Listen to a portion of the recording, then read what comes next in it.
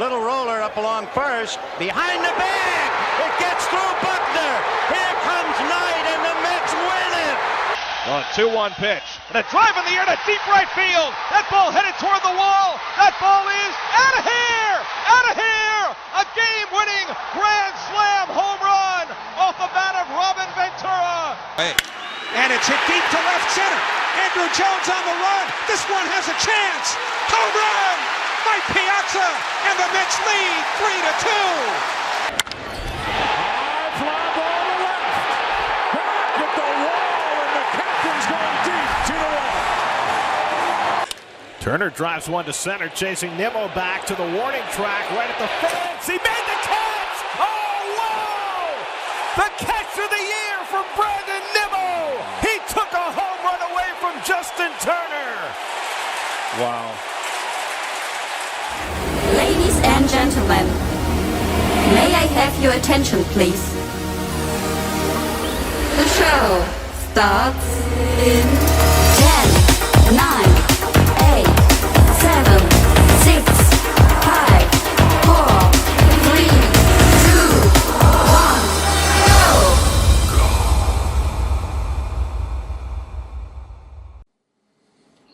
Episode number 36. Welcome to the Say Hello podcast. My name is Casey Lynn, and I am joined by my co-host, Bill Pulsifer, former Major League pitcher, former left-handed pitcher for the New York Mets.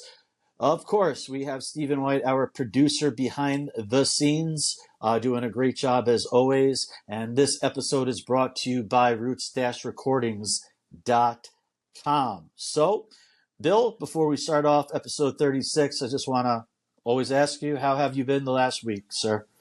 I'm hanging in there, man. It's been hot up here, up north, humid, but hanging in there. Summer is, well, the unofficial start of summer was Memorial Day. So right. Here we are, I guess. It's kind of like we went from half winter to jumping into summer here. Not much spring, really. There's never a spring, I feel like. It's winter and then 90s. You know? Yeah. So global warming at its finest, whether you believe in that or not. Climate change. Climate change. There you go. There we go. So if you're watching, you obviously know what to do. You have hit on your keypad, Say Hello Media. Please hit that subscribe button. And if you're listening on wherever you get your podcast, please follow us. We're all over, wherever you get your podcasts, Apple, Spotify, Google, Chrome, Firefox, you name it. Drop us a comment, a share, a like. And if you're not subscribed to Say Hello Media on YouTube, please hit that subscribe button. We'd really appreciate it. As we always do, start off the podcast, Bill. Episode 36, we go through some big numbers in Mets history that have worn number 36. It's a giveaway. It's right behind me if the people and our followers are watching in the background. The biggest one, they have their number, his number retired. Obviously, the one, the only.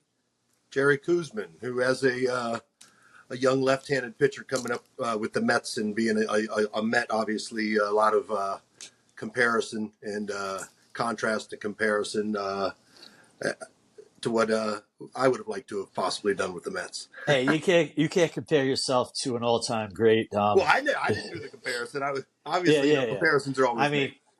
So yes, Jerry Koosman wore number 36. He wore it from 1967 to won a World Series, and then wore it all the way through 1978. People don't remember how long Jerry Koosman was actually a Met. I mean, we're talking 13 years, and a big part of the 1973 Mets that made it all the way to the World Series and lost in 7 to the Oakland Athletics. John Matlack gets forgotten too. He won a Rookie of the Year right around that time. But Koosman by far is the biggest name. I'll just read off you might know some of these guys personally. They're not the biggest names. You can't really beat Jerry Koosman. He has that number behind me if you're watching on YouTube, 36 on the rafters at Citi Field. We have Ed Lynch from 82 to 86. Eddie is a fantasy camp instructor / coach down there. That's right. I knew you had some personal relationships with I do. Some of these. And the next guy I know you know well, Kevin Baez wore it. Okay, really? I didn't know that. Neither did I, and I knew Kevin pretty well. He wore it for 1 year in 1990. That's crazy because he wears number 1 when he does all the fantasy camp stuff. And, Yeah. so that's cool. I didn't know that 36 was his number. I didn't know that. Yeah. I don't think it was his choice. 36 for a middle Well, infielder probably is. not. Yeah. And then the last two of note, Grant Roberts wore it from 2000 to 2004. Yeah, another guy I know. I mean, I know the name. I watched him as a fan. Right-handed pitcher, had a nasty curveball. Unfortunately, he dealt with a lot of arm issues and never could really seem to stay healthy, unfortunately. Yeah. He was one of those young guys that we thought maybe, and then injuries, kind of curtailed his career. And then you got to go all the way to 2015 to 17. You remember this lefty reliever, Sean Gilmartin? Oh, yeah. Yeah, so I believe he might be married to a political figure. Is that right? I believe so. I believe so, too. He wore it for 3 years, 15 to 17.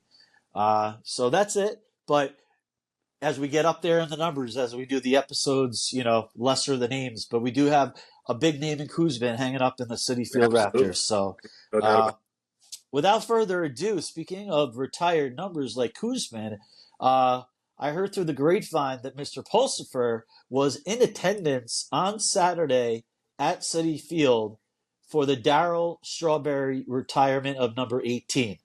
I was not in attendance, but I lived vicariously through you, and I want our listeners and watchers to live vicariously through you as well.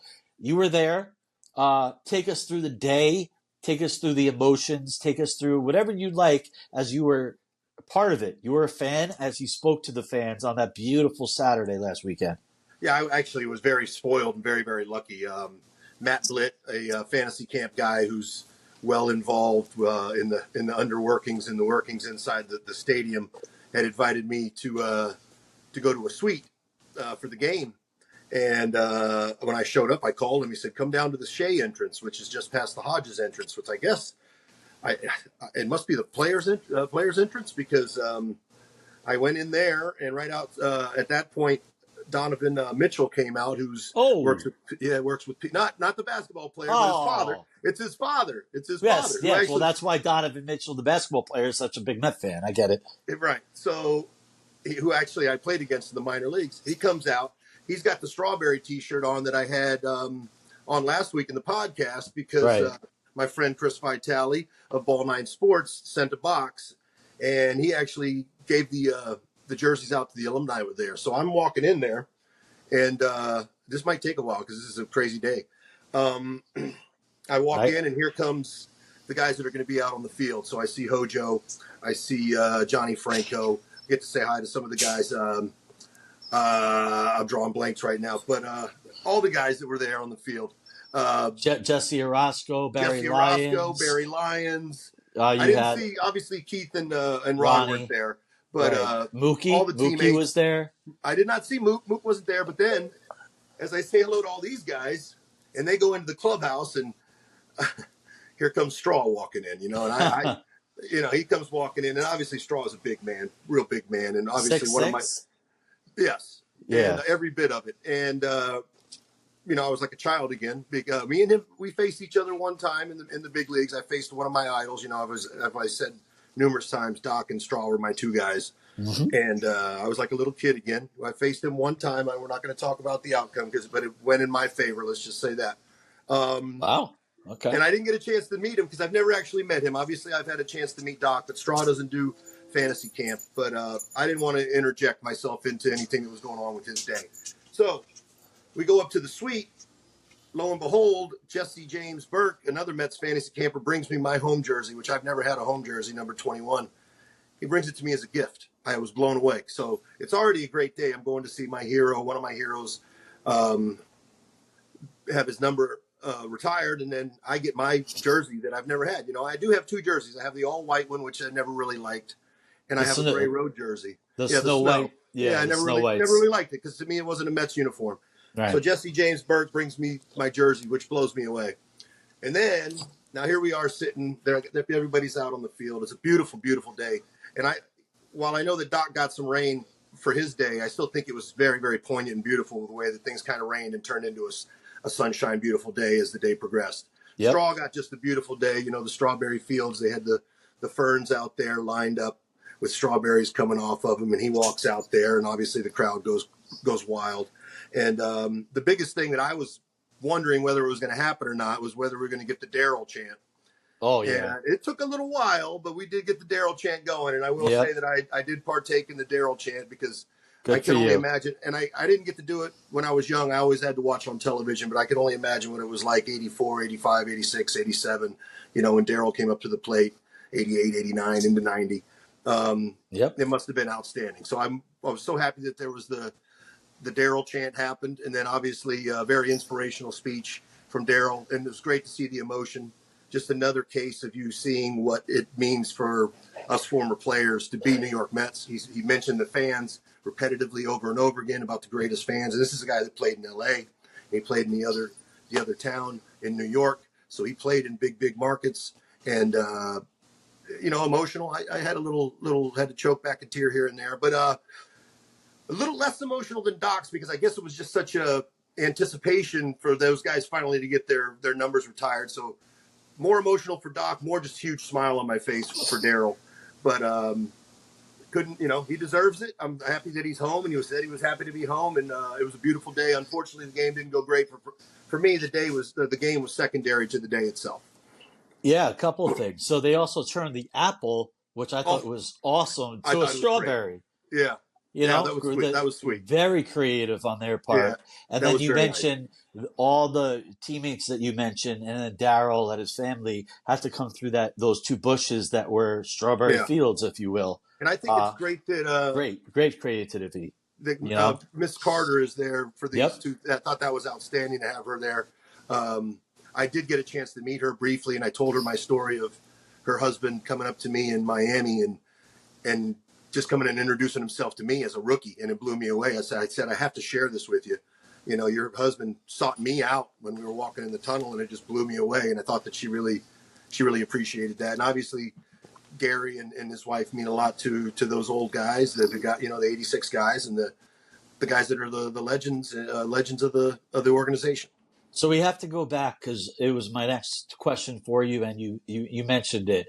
You posted on X Twitter that you had the home uniform in pinstripes, a Pulsifer 21, game used, your jersey, right? Yeah. Game used? 95. 95 that you never had in possession.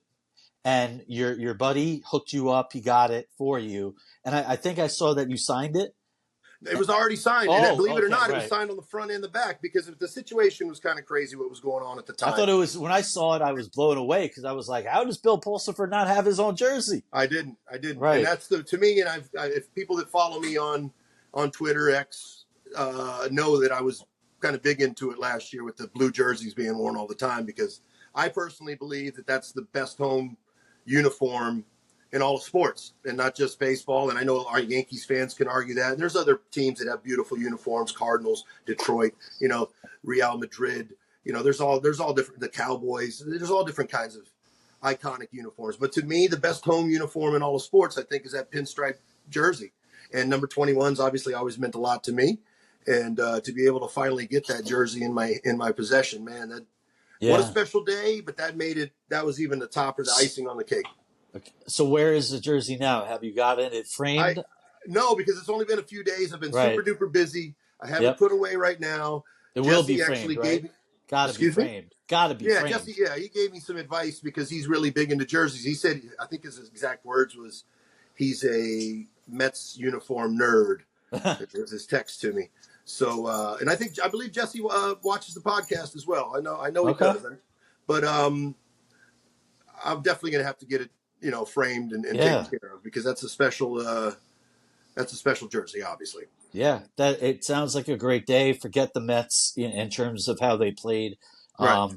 For Strawberry, and you getting that jersey, and then the ceremony. Let's talk about the ceremony real quick because we have to dive into Metland news and ongoing stuff with them.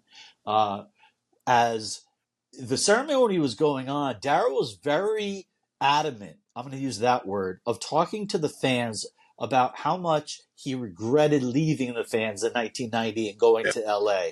And I was watching it home on SNY, and you were at the ballpark. So I can just tell you from my perspective, they panned into Pete Alonso twice when he was talking about best fans in the world. My only regret, or one of my biggest regrets, is leaving the Mets.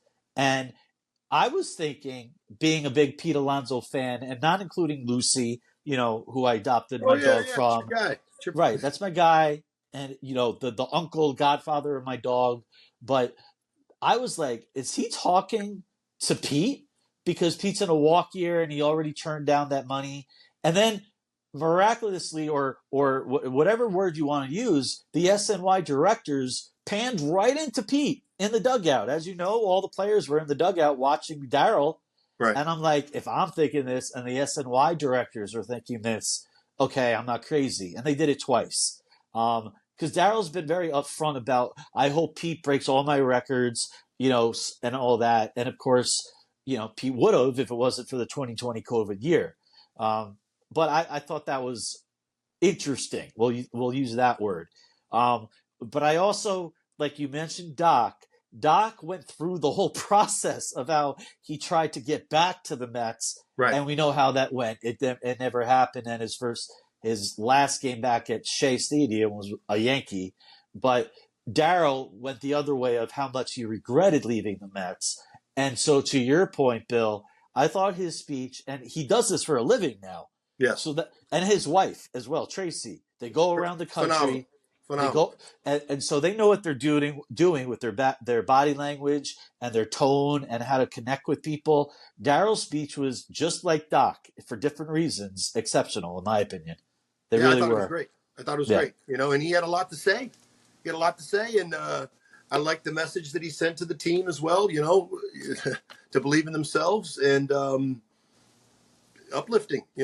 And so crazy to think that he almost didn't make it to the day. Having a heart attack. I didn't realize how exactly serious it was until I heard what he had to say. So great day. Well deserved, and I was blessed and lucky to say that I was in the ballpark for both of those days this spring into summer. You're right. Massive heart attack he had a couple months earlier, and he didn't think he would make it to Doc's, and he did. And of course, he made it to his own retirement, number retirement ceremony. So he's in good health. I wish him all the best. I'm happy you had a great time. Unfortunately, we got to move to some other news that is not as uplifting, as you will. We'll start with the Mets came off that homestand. They had a 10-game homestand. They went 3-7. Now, the offense at times, they didn't show up. But we can talk about the Mets being 9 under, 10 under. It's a lot of games under 500. And it doesn't matter that they're 3 games out of that last wild card spot. Right. There's a million teams that they would have to jump all over. But this is what I wanted to talk to you about, and I have it right in front of me. The Mets in May, since May 1st, they had, this is an understatement, a tough time closing out the last month or the last innings of games that they had a lead. Mm-hmm. I'm going to read this really quick for you, Bill. Okay. After 8 innings of play, they lost 6, and I'm reading it, so I got to get off the screen. 6 times since May 1st, the Mets have lost the game when they had the lead after 8 innings. 6. No other team has more in the majors than 2. And the games, real quick, May 5th, they were winning 5-4 against the Rays. In the 9th, they lost 7-6. May 13th, they had a 4-2 lead against the Phillies. Diaz blew that game. They lost 5-4. May 18th, they had a 9-5 lead in the 9th. They lost 10-9. And then the last 3, or 4, I should say, Diaz blew another one. They were up 2-1 in the 9th. They lost 7-2. Against the Dodgers, up 2-1 in the 9th. Ottavino blew it. They lost 5-2. And then in June 2nd, Diekman blew the save because Diaz went on the IL with the right shoulder impingement, the nerve impingement. They were up 4-3 in the 9th. They lost 5-4. That is 6 games that they had in their grasp, and they lost. As a Met fan, it drives you crazy. It's like, don't turn on the game. And I've seen this on Twitter. People are not turning the games on until the 8th or 9th inning because they could be up by 7 or 8, just like I said, or 5. and the bullpen, and you're a pitcher, right? And you were a starting pitcher. And I've seen McGill have games blown for him, Severino have games blown for him. How demoralizing is it for a fan? But let's talk about a former major league player like you who started games, and this team cannot close out games. If they could, they would be right there in the wild card race. I just named 6 games where they had to lead in the ninth inning, and they lost. So it is not a roller coaster up and down season anymore. They're winning these games, and then the bullpen, which was a strength in the early part, Casey, is now a joke. The and floor why is is yours. that? We've went over this numerous times. The guys, The the starting starters. pitchers were not ready coming out of spring training. If you're not ready to throw 100 pitches out of spring training, we said this last week.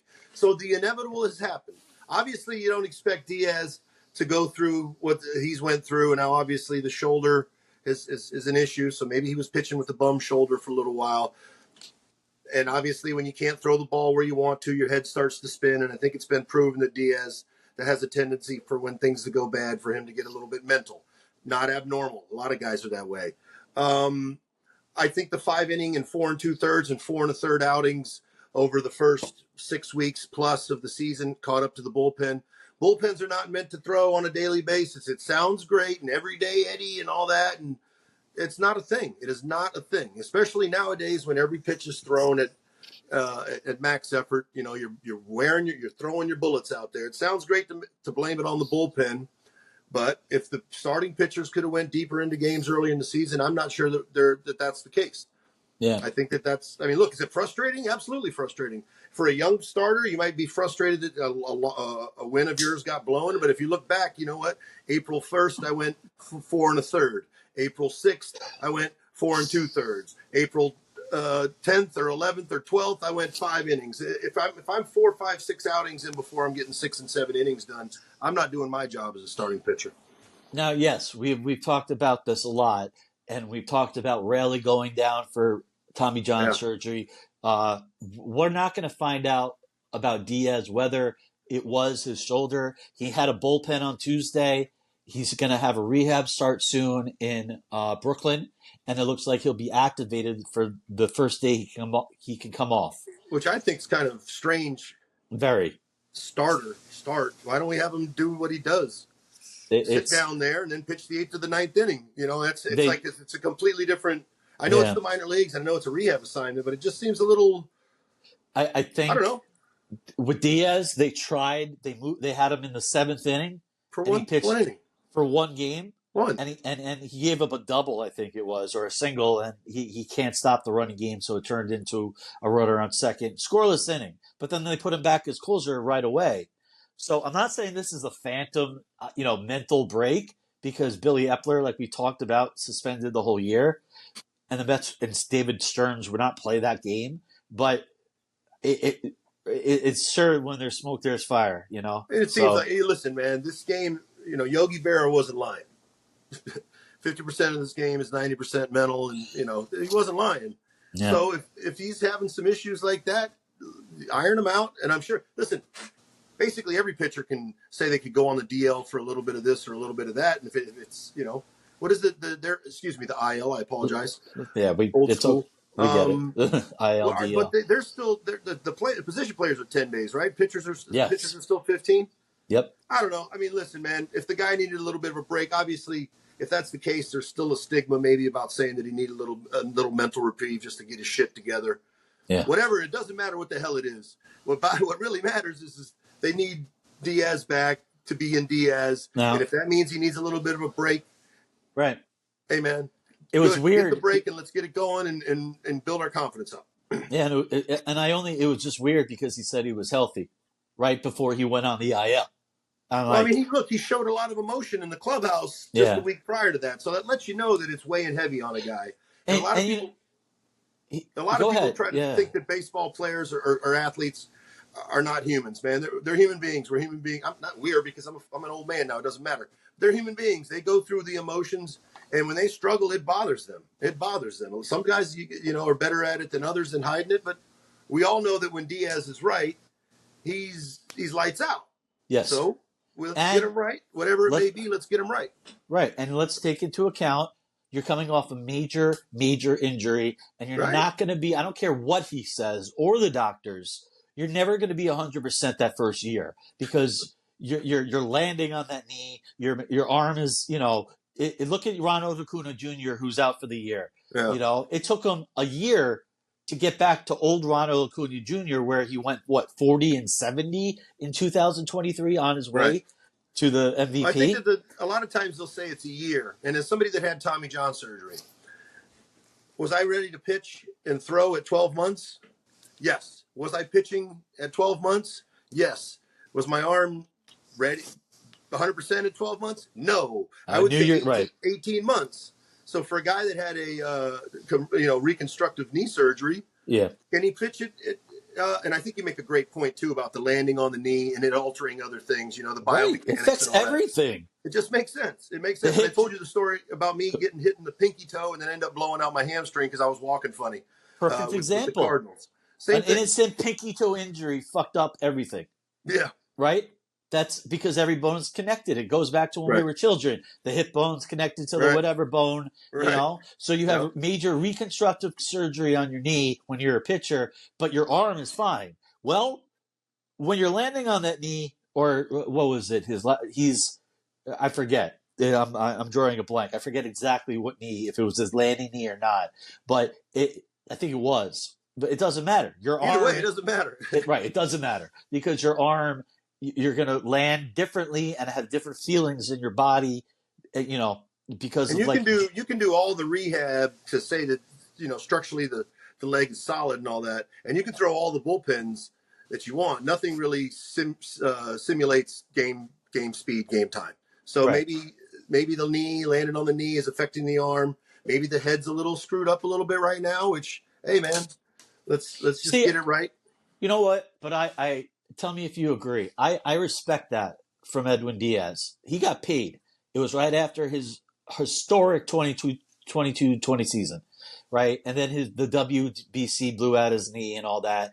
I hate the WBC, but I can't blame it so much because obviously his knee was hanging on by a thread. If that freak injury was going to happen, I don't know. It's just weird how it happens. I mean, look, those things. I don't know. I mean, look at Acuna's other knee. He stops himself. Those knees are finicky, man. You look at running backs and that one bad step this way, one bad step that way. Perfect. That's a perfect example. What's a shelf life for a running back? Not much. Half the amount for any other position because of the wear and tear on their knees. You know. So, but what happened with the bullpen? We talked about the starters not going deep. We've seen McGill go 7. We've seen Peterson just go 6 2/3. Quintana way back when, who's looked like junk lately, he went 8 innings. But you need 1 through 5 to at least give you 6, and the Mets are far from that.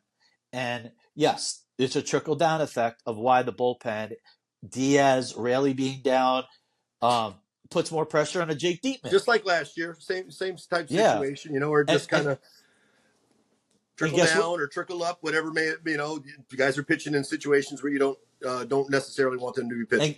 And by the way, if you're watching on YouTube, I'm looking to my left because I do have the Met game on right now. Just so everyone knows, the Mets are going to be off until they go to London, which is Saturday, Sunday. But Bill and I will wait to talk about that in our next podcast when they come back from their 2-game trip. But the Mets are up 7-0 right now in Washington in the 6th inning. So they've already taken the series. And I want to put a bow on the bullpen. And, Otto is not the same pitcher because he was at the beginning of the year, though. He's already everybody was because everything was, Diaz was healthy. We had Raley, and then it's all blown up. So, on a daily basis, the coaches are like, are you good today? Are you good today? Are you good? Because they know that these guys are they're beat up. A lot of time the relievers go out there with, not their best shit. And unfortunately, when you're getting stretched out early, the chances are your best shit just isn't quite your best shit right now. Right. And look what happened to Reed Garrett. Reed Garrett, we talked about him being a savior. He had an 0.48 ERA. Well, he's come back down to earth. He's given up runs for, I think, the last 5 appearances because that's just the way baseball is. You're going to come back down usually to your baseball card. The Mets picked him up last year off of waivers from the Orioles. He had a great month, and now the bullpen has been a dumpster fire. He's going to bounce back. Get him a little. He's going to bounce back. He's not going anywhere. He's still got great stuff. But I believe in him. You know the old adage, especially for rookies, baseball and the veterans, they're going to figure you out. It's up to you to adjust to that. So Reed Garrett's got to adjust to now Major League Baseball adjusting to him. So to be positive, once again, Mets won their first series against the Nationals for the first time. This is mind-boggling as we do this in June. Since they beat LA in April, they've either split or lost every series until the Washington National series before they go to London. And as I just told everyone listening and watching, while you see me peeking to my left, they're up 7-0 on their way to a sweep. So, what sucks about that is it's 2 days before you play again. That's you finally get going again, and now here we go. We got 48 hours, and we're going to go across the pond, as they say. Yeah, and Gary Cohen called it perfectly yesterday.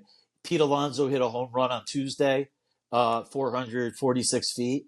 And those are the type of home runs where it's like, those are going to get you going, And then they had the 2 days off after today. It's a 5-hour flight, but you're going east. And so they're going to probably get in, let's say, noon Eastern in London time, So it's not really 2 days off now because you're in the midday of London time. But they're embracing it. I'm looking forward to watching the London series. By the time this podcast comes out, after we edit it all, everyone's going to be listening to it. Obviously, we don't know what the outcome's going to be. Mets, Phillies. But let's talk about a couple positives before we move on, okay? All right. 2 things. Mark Vientos and David Peterson. Now, let's start with David Peterson.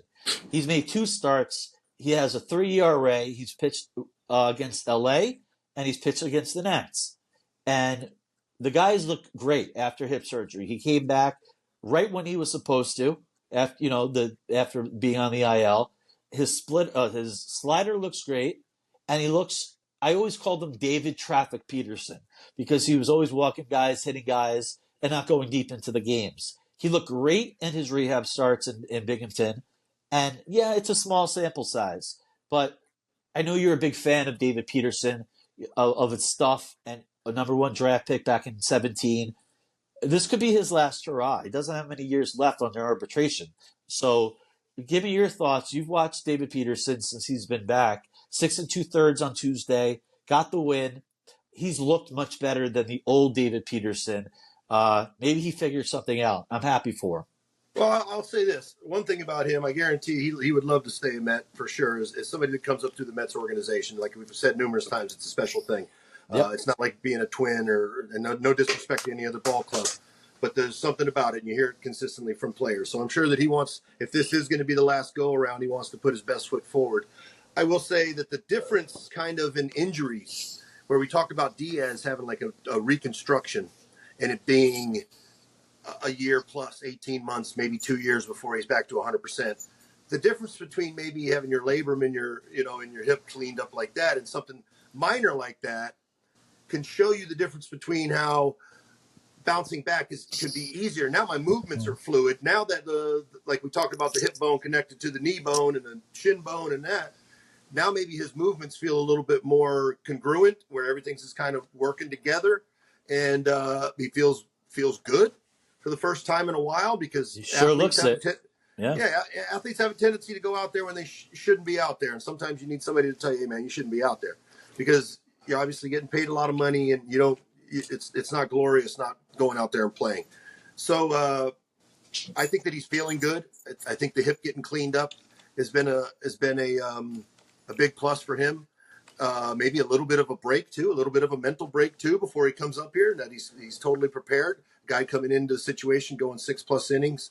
I think as long as he can throw his slider down and in, and to make sure that his changeup is not having the same movement, because sometimes when he gets in trouble, that's when that changeup starts cutting across home plate towards the right-handed hitter.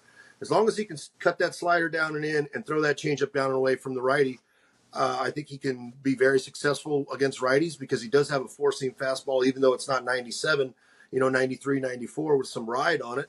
I think that he could be a very good pitcher, and it's Yep. you're always gonna want to have a nice solid left-handed starting pitcher. And obviously Quintana's getting older. He struggled here recently, so it gives a different look. And he's a Met. Peterson's a Met. You know what I'm saying? He is a Met. Number 1 draft pick. I think it was like number 10 overall, like a high one, 11 overall. And he hasn't lived up to it. But maybe the hip surgery and that, like you said, the mental break has done wonders for him. It's going to be forever before he pitches again because they have the 2 off days. He's not pitching in London. Then they have the off day on Monday to regroup after flying back over the pond. And then they start that homestand against the Marlins on Tuesday. I will say this, after watching McGill's last start, maybe he hit a little bit of a dead arm rut period where he was throwing strikes the other day, but they were kind of getting to the ball a little bit more than they did the previous start. Maybe third start back, maybe even though, when you're going well, you want to get out there, but maybe that little bit of rest, getting back into big league action after 2 starts might be a good thing for him, Yeah. Because there is a difference between AAA and AA in the big leagues and the intensity level, and they throw the third deck on the stadium, and those are the best players on the planet. So maybe it's not the worst thing that he gets a couple of extra days. I'm sure he'll do extra bullpens in between and maybe even some live batting practice or something while they're across the pond. Yeah, and the thing is, I learned today the Mets are allowed to bring 3 players over to London, but only activate 1. They get a 27th man. And they haven't made that decision yet. But the 3 that are going because of injury, Beatty, they just signed a catcher that I've never heard of, and then Cole Sulser is a relief pitcher.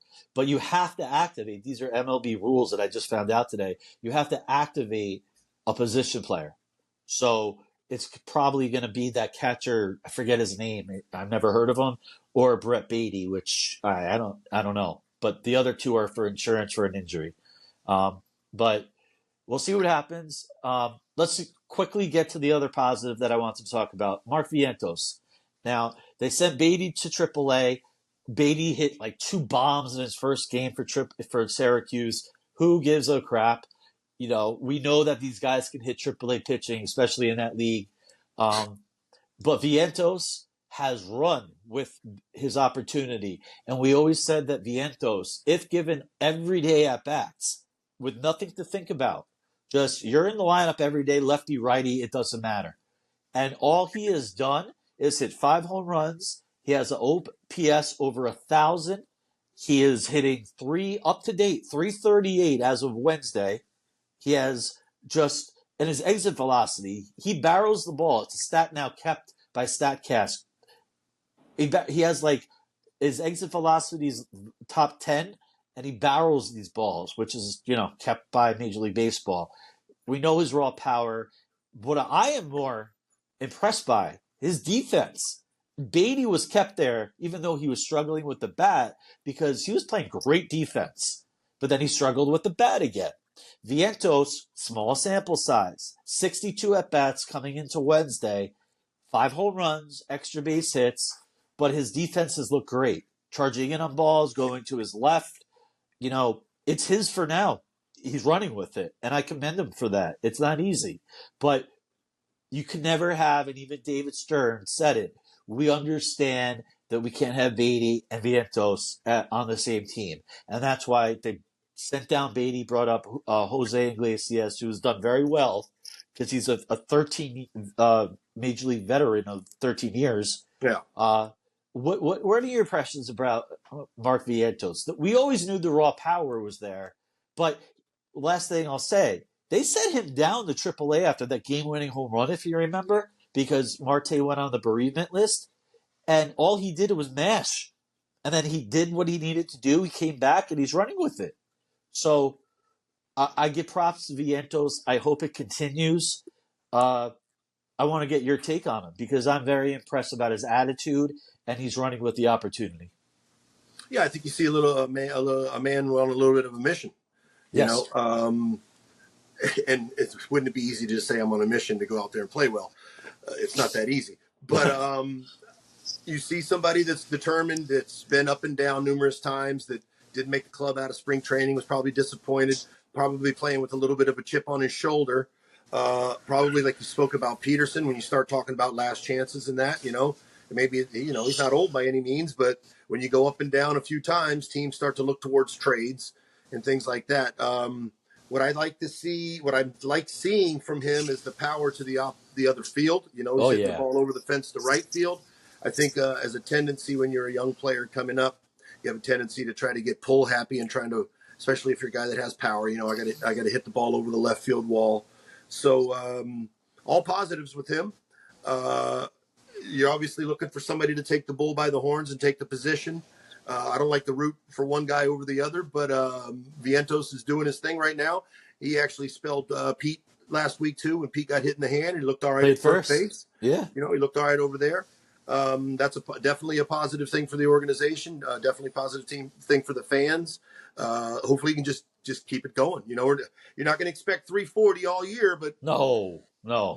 But I don't want to see no 235s either and tell me that he's doing great because he's hitting a home run every once in a while. 65 at bats up until right now, and it's a nice high school season so far. He's 340 for high school season. He's 330 up to the minutes. 65 plate appearances, hitting 338 with a 1.028 OPS. He's done what he needs to do. Looks like he's having fun. He's having fun. And now that, unfortunately for Beatty, although Beatty's going to be in London, all with Beatty out of the picture for now, that lets him know that he's gonna get some at bats. And when you know your name's going to be written in that lineup, obviously it makes it a little bit more comfortable and more easy to play. And to put a bow on it, I could see Vientos being a DH for this team in 2025. But we have all year to talk about that later. Whether they sign an Alex Bregman, who's a free agent, who's starting now to hit the ball. He's hit, I believe, 5 home runs in his last 6 games. His stats are still awful. He's having a down year, but he's a free agent. I don't know what Steve's pockets, for all these free agents are going to be like. But I could see a Vientos, if he keeps hitting like this. No. Is he going to hit 340? No. He's going to, at best, Vientos is a 275 hitter when all is said and done. And I'll take it. I think so. I'm not going to sell him short. I hope he hits 300, but I mean, me too. You'll take 275. Yeah. That makes you a super duper hitter, average hitter nowadays. Exactly. Yeah, I think like 240 now is the average. Tremendous. And the last thing before we talk about Alvarez that we talked about last week, let's just get into Alvarez real quick. He's going to come off the IL after London, and he should be activated for Tuesday's game against the Marlins. That, to me, is going to be huge because he just caught a combined no-hitter in Brooklyn as a catcher. 3 pitchers. He was the catcher for 9 innings. He just brings a different energy, like we talked about. And, this guy that the Mets got from the Yankees, Luis Torrens, he was very familiar with Mendoza over with the Yankees. All that he's done, I never heard of him. He's hit 2 home runs on Wednesday. He's had huge home runs, huge base hits, and he's been calling great games. So the Mets need to figure out, Alvarez is coming back, and I can't wait because of the pitchers love throwing to him. But now the Mets have a decision on this Torrens guy or Nito because they're not going to keep 3. And Torrens has actually done exactly what you need to do. So, and Mendoza, I know, loves him. So that should be interesting to watch. We'll talk about it as the decisions come about because Tuesday, if they activate Alvarez, they're going to have to make that decision. But the last thing I want to talk about is McNeil. Okay? Jeff McNeil. And now, listen, Lindor's picked it up as a leadoff hitter. Okay? He just has. He has a better batting average almost. He has a better batting average than Nimmo. He's right there he's just been hot as a leadoff hitter. But Jeff McNeil has now not started 3 games in a row. He's making $15 million a year. And you could see the writing on the wall because he was an automatic out, rolling over to the right side, popping up, throwing his helmet, all that. And Jose Iglesias has started every single game and has contributed to the Mets. So someone who has been around position players, someone who's pitched in the major leagues like yourself, and has not pitched well at times and has pitched well at times. For Jeff McNeil, who won the batting title in 2022 and has been a shell of himself for 2 seasons after, how hard is it for Jeff McNeil now to ride the pine? For me, I see the writing on the wall. He's not a Met next year. Whether it's a bad trade, bad contract for bad contract, and Mets have to eat money, or he'll play in London if a right-handed pitcher's going, but he's a shell of himself. So, as a ball player, I'm going to ask you 2 questions. As a former ball player, how hard is it for Jeff McNeil? And also, he's hindering the team. So, I give props to a David Stearns and the whole regime of if you don't, Terry Collins said it best. You don't hit, you don't play. That's how.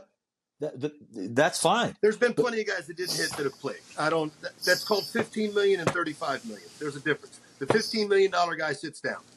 The $35 million guy still stays in the lineup, hits first, second, or third. Well, you don't like that you're hitting third, you're struggling at third, we put you at first. Neil gets sat down because he makes $15 million and he's not a superstar. He's struggled. Absolutely, he's struggled. We've talked about this. The core is going to change. We talked about it last week. Maybe he's going to be the guy. Obviously, when you're throwing your helmet, hitting 315, it looks a lot better when you're throwing your helmet at 215 or 195. Look, there's been plenty of guys that could have been sat down at some point in time this year. Unfortunately, the roster's not 30, 35 guys. McNeil's the guy right now. They obviously are making some changes. They've got a new guy in charge who has no ties really to McNeil. So maybe and he's got a quick leash, not just McNeil. All the bullpen guys, they DFA'd Joey Wendell, who got a guaranteed $2 million. The Jorge Lopez fiasco, he got $2 million. He's gone.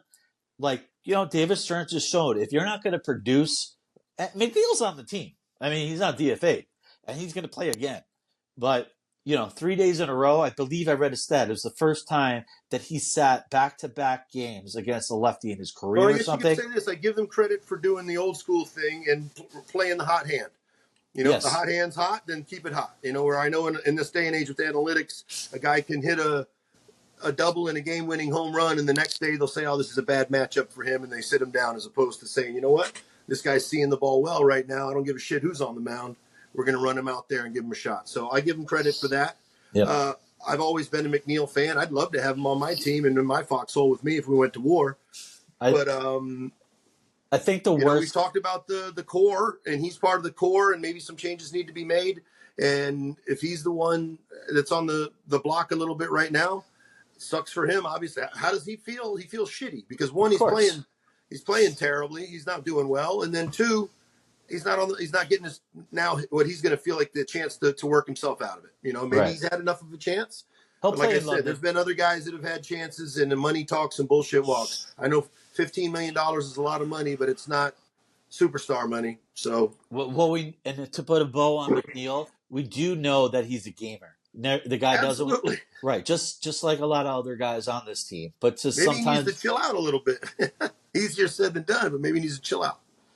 Yeah, no, and does he have the ego where he could sit back and be that super utility guy?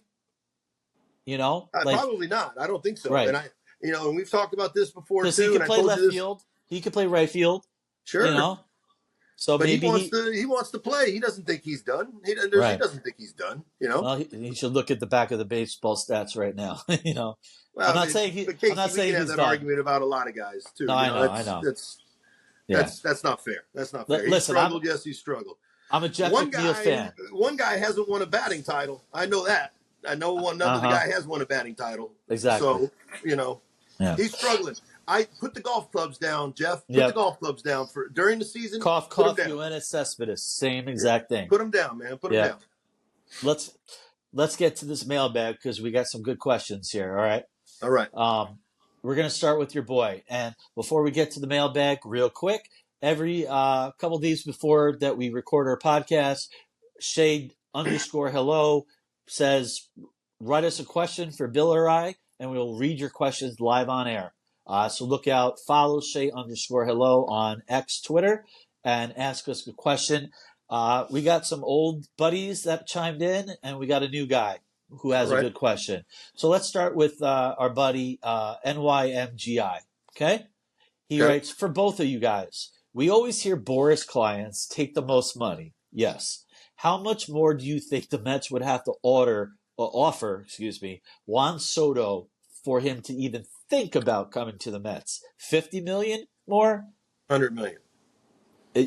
That's a lot of money. I think he likes the Bronx. I think he likes the Bronx. I think he likes the Bronx. I mean, I hate to say it, and I know that Mets fans are going to be wishful thinking, but I think that, and I've been spending a lot of time in the Bronx lately for work. Yeah. High Dominican area. You know, I'm Very. sure he loves it. I'm sure he's out there in right field, and he's being able to speak Spanish with everybody, and people are holding Dominican flags, and it's probably like it's a home game in the capital down in Santo Domingo for him. You know, yeah. It'd have to be a lot of money, man. I think a lot of money. Now, so this wasn't part of JK's question in my MGI. Does Steve Cohen have the balls to offer 50 more, 100 more million? I wouldn't be surprised. Right. Neither would I. He's a generational player. He's 25 years old. The guy, you can make an argument, is already a Hall of Famer. He's won a World Series. He's won batting titles. He's won. I mean, his stats are up there with Ted Williams. He's having a phenomenal year, too. I just think he's kind of made for that stadium as well. Like I said, the Bronx is a very Dominican-oriented borough. I just, unfortunately, I would love to have him as a Met. As we know, most players take the most money. So if Steve Cohen really wants this guy, and Steve Cohen is worth $22 billion, if you really want him, $50 million could do it. Sure. I think 100 more million. Okay. A lot. Yeah. No, it's a fair answer. I agree. I do. And the Yankees are playing well, and he's playing well. Yankees are the best. The taste in his mouth has got to be really good right now. It's got to be really good. The Yankees do this every year. Let's wait till the playoffs, and because the fans turn on you in the playoffs. Aaron Judge is going to win the MVP probably, if not for Juan Soto in the AL, right? But people forget Aaron Judge statistically is one of the worst playoff performers in the history of baseball. I bet Yankees fans don't forget that. Right. They probably don't. He's a 211 hitter, and he strikes out all the time. But that's, for Yankee baseball, that's what you are known for. Derek Jeter is an icon because Derek Jeter came up clutch every time he was up, whether it was in the field or at the plate. Jeter was a very special player. Very, very special player. In the playoffs where it counted the most. Yep. Let's move on to our buddy, Jeff Cohen. He has a question for both of us. Thanks for the question by JK. Jeff asks, hey, Bill, he's got a question for me as well. Hey, Bill, were there any pranksters on the teams that you played on? I think we have had this conversation, but I think he wants to be more specific. I have no idea. Well, any pranksters come to mind? Yeah, absolutely. And I'm not going to go into any specific pranks or anything Nor should that. you. But I will say this. We had something similar to the, for all the Howard Stern fans out there, the Whack Pack in the clubhouse back in the 90s. It was quite a diverse group of people. And I would say that Johnny Franco and Brett Saberhagen were some pretty good pranksters. They were always up to something going on in the clubhouse. What happens in the clubhouse stays in the clubhouse, so that we won't talk about anything that happened in the clubhouse. Totally. But those guys were both definitely pranksters. Yeah. And speaking of Brett Saberhagen, you just reminded me of something with Darryl's retirement. Darryl and Keith Hernandez were 17 and 18. Brett Saberhagen won both numbers. Yes. He wore both numbers, I believe, as a Met. I'll actually be seeing Sabes in August at a card show in White Plains for the first time since we played together at the Red Sox. Long time, 2001. Yeah. It'd be cool. Izzy's going to be there too. And Diaz, believe it or not. Edwin Diaz? Yeah. Wow. Okay. Yeah. That was didn't expect Edwin Diaz after Saberhagen and here's Ringhausen, Pulsfer, and Edwin Diaz. Yeah. We got 2/3 of Generation K. We got Brett Saberhagen, who I haven't thought about in 30 years, and then the closer of the Mets. Hey, let me tell you something. Sabes on his best day was filthy. That dude was nasty. Yep. He threw 97, 98 miles an hour back before it was fashionable, on the 90s guns and 80s guns. And he also didn't give an F. He had that bulldog mentality, if I remember. He's not a big guy either. I mean, he threw some serious cheese with the nasty curveball, and he is not a big he's not Noah Syndergaard by any means. Right. Let's get to the question he has for me. Casey, of all your baseball memorabilia autographs, which player was the hardest to obtain? I had to think about this. It was a good question. And I narrowed it down to this answer. I don't remember the exact year. Let's call it the steroid era, 96, 97. Mark McGwire. Okay. I'm in spring training wherever the Cardinals were in 96, 97. You would know better than me. You were playing. Were they still in St. Pete, or did they move over to Jupiter yet? It was Jupiter. Yeah. East Coast. Because I was there for Port St. Lucie, but Jupiter not far. Yep. So at the height of Mark McGwire back in 96, 97, before all the PED scandals and all that, his bats and autographs were going for $1,700. Now, you couldn't, it's $100 if you're lucky if you want to sell Mark McGwire anything. He's fallen off the map. Funny story real quick. Back in 96, he had to take a piss. There was a porta potty right next to Field X, right? And there was no one there. And I'm a 13-year-old kid or whatever I was, and I have whatever I had on me, a baseball bat, who knows. Now, I asked him. There was no one around. I just saw him go to a porta potty. Is it the cleanliest thing in the world? No. But it was Mark freaking McGwire on the height of the most popular baseball player in America. You had Sammy Sosa, Cal Ripken, those other two right there. He would not sign for a kid, and I was devastated because all he had to do was just scribble, and I don't have his autograph. So that was the hardest, to answer Jeff Cohen's question, that was the hardest player to obtain. And did you get it? No. Well, then you didn't obtain it. I didn't. Well, who's the hardest that you did obtain? Well, he was the hardest not to obtain. Right. Obtain. I would say the hardest to obtain. Oh man, that's how I didn't look at the question that way, but man, I will just leave it at that. Okay, sorry, Jeff, that I'm not giving you the right answer, but it's a cool story nonetheless. You'll tell him next time because I gotta think about who I have that was the hardest to get, but that was the hardest to get without getting it, and he was 5 feet in front of me. Right. And as a kid. Maybe he didn't want to soil your ball with his pee hands. Yeah. Or maybe he took a dump and he didn't wash his hands. Thank you, Mark. There you go. Anyway, let's move on. Thanks for the question. Baseball and BBQ. Check his podcast out, Jeff Cohen. I subscribe. Great show. Let's move on. We got 2 more questions before quick pitches. We got Jake 12889. He's got a question for you, Bill. All right.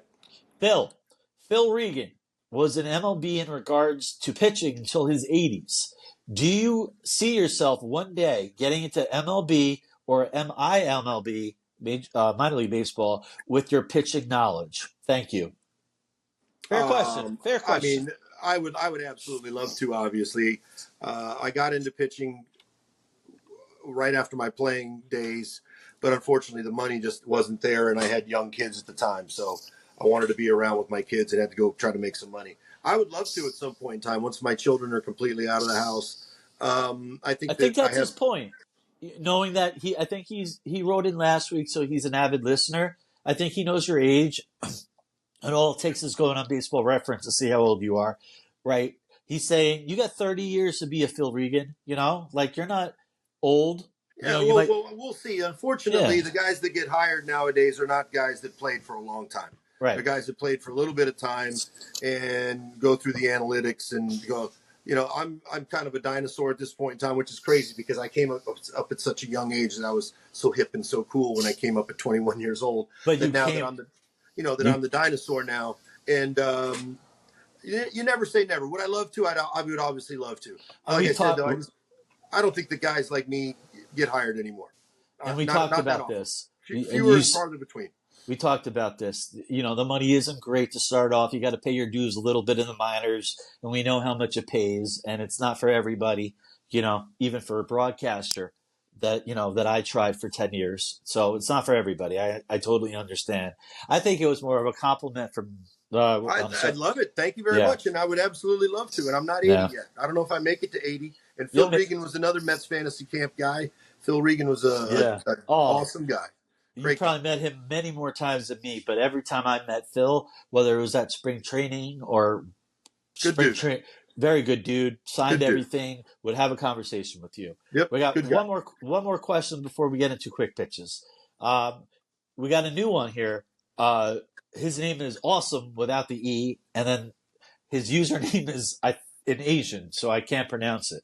But his question is, do you think the Mets should trade for someone like Mason Miller? That is the closer, the young closer, the phenom for the A's. Knowing Oakland's track record with these trades, do you think the Mets, if they send the right guys, could get a Mason Miller or maybe a Brett Rooker or a Ruiz, who led, I believe Ruiz was the one who led the majors in stolen bases? No. I'm just gonna say flat out no. David Stearns is not gonna trade all these prospects that Steve Cohen literally paid money for in Acuna, Gilbert, Clifford, and you have all these other pitchers like Tidwell, Budo, Christian Scott. Pitching's coming along. I don't think they're going to give up the farm, and that's what you're going to need to do for a young kid in Mason Miller, who's kind of like a Paul Skeens. It's video game numbers that he's hitting 103, striking out everybody. It's not even fair. But do I want to wait to 2028 and trade all these guys just for Mason Miller, who's young as hell, to have Tommy John surgery or something wrong with his arm?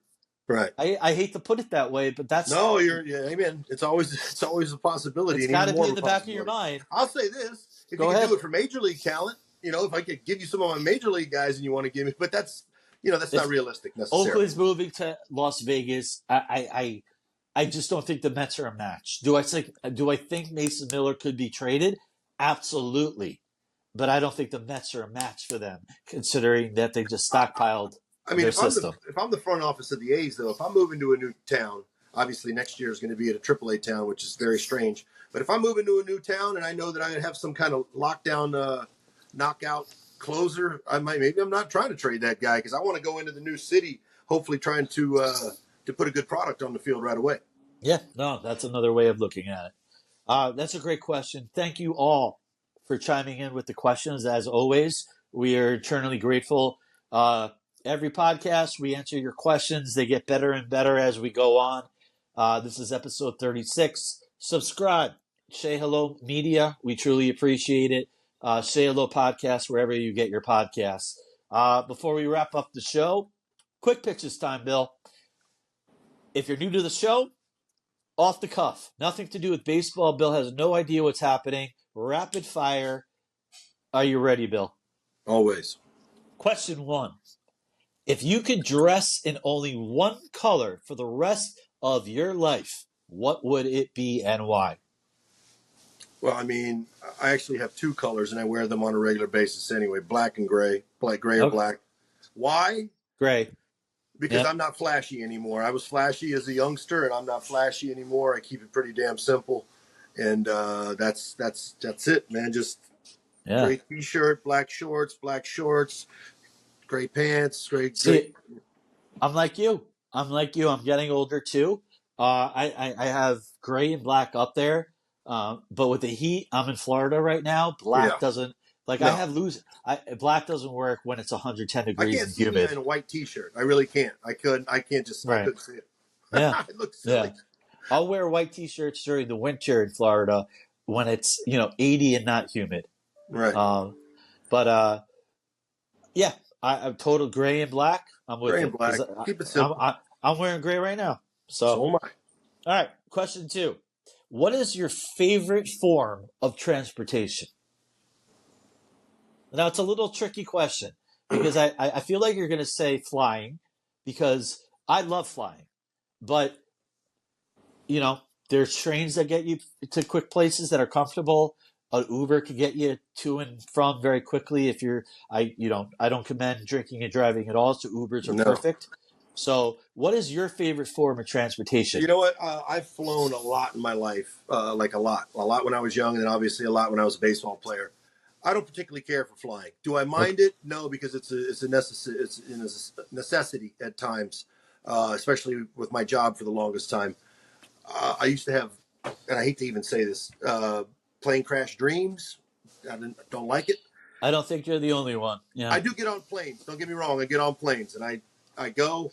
I would say driving myself. Okay. That's my favorite form. And now, obviously, I've been complaining to you about my traffic. I don't mind driving 3 hours if I'm driving. I don't like 3 hours in stop and go traffic. You know what I'm saying? So I would say driving myself. I was a car guy back when I was a baseball player. I had a lot of nice automobiles in the day. Obviously drove too reckless in my 20s. I've really slowed down now that I'm 50. But if we do a road trip, I'm driving and I don't mind. It took me 2.5 hours to get from Middle Florida to Miami ballpark when they played the Mets. I spent more time driving to the ballpark than actually staying in the ballpark watching baseball. So, to each their own. I like flying, but I respect that, you're in control. You get to choose, how fast you get there. Right. And, so obviously I like flying's that. a lot faster. But. Well, yes, but you're also, it depends where you're going. Are we driving to California from New York? No. Right. So. Definitely not. Right. Last question. All right. If a song played every time you walked into a room, what would it be? A room, not your walkout music to pitch when you batted. We're talking about everyday life. You're walking into a room. You leave this podcast, right? And you walk into the kitchen for dinner and a song blasts. What song is blasting? Cinderella Man, Eminem. Wow. Okay. And are we saying Eminem because Houdini has taken over everything? No. I've heard that song once, and I'm not necessarily a huge fan of it. I think we already heard that song years ago. It wasn't. Listen to the lyrics. He's back to Slim Shady. Yeah, it's good. And it's the whole album. I like out. Cinderella Man, though. I know the song. It pumps you up. It was, I think, it was a walkout song at any time. But if you walk into the door and, oh, man, and then that just hits when you walk into a room, every time you walk in the room, I think everybody will turn around and look. I like it because I forget what movie it was. Was it Southpaw with Jake Gyllenhaal? Yes. Yeah. So, it pumps you up. I get it. And Absolutely. I'm a fan of Eminem. I'm a fan of that song. So, love the answers. On a positive note, the Mets look like they're going to sweep the Nationals. There we go. And they're going to have their 2 days off. And we will recap their London series the next time we have our podcast. But, listen, June, before we wrap up here, they had a horrible May. We talked about all the blown leaves and they said history. But if they somehow, and June has always been the June swoon for the Mets. If they can just make up for May, let's have David Stearns have a hard decision to make when it comes to buying or selling. And sweeping a Nationals team that had a better record coming in, it's a start. 2 games off, not ideal. And playing the Phillies, not ideal in London, where we don't know what to expect. But I'm not ready to give up the season. Probably a very small ballpark, I would think, where the ball is going to be flying. They're playing in the soccer stadium. It's not Wembley. I think it's called London Stadium or something. But yeah, I saw the transformation of how they made the soccer field into the baseball field. But I respect all the Met fans going overseas, over the pond, and repping their fans. And English fans, London fans, British fans have been waiting years for this 2-game series that the Mets are coming to their country. So hopefully the Mets can put on a good show for them. I'll say this, and we talked about it through text, and now obviously it changes as hope. I don't want to talk about it if the game's not over yet. So I'm just going to go with the numbers we talked about before. They're up 9-1 in the ninth. You can. That doesn't matter. You complained about the bullpen about 45 minutes ago. Anyway, they blow this 8-run lead. We're done with podcast. No way. They need to go 8 of 10 and 15 of 20. And even still, as we sit right now with that game not being over, they would be 4 games under 500. So talk to me when they've won 15 of 20, and we'll see what happens. Obviously, 1 game at a time, 1 pitch at a time. Going across the pond on your first series win, hopefully, knock on wood, sweep. That's obviously going to be a nicer, enjoyable flight across the pond. Stinks that they're going to have 2 days off, but hopefully at least, at the very least, will go in with a positive. It would, if you go in losing this series too and you have 2 days off, that's a lot of time to stew. Yes. Let's put it this way: 3-7 homestand, swept the Nationals. They're going to get Alvarez back. They're going to get hopefully a healthy Diaz back. And let's see if the baiters who has been clutch and the guys who've been stepping up like Iglesias and Marte's been hitting the ball very well over the last 6 weeks.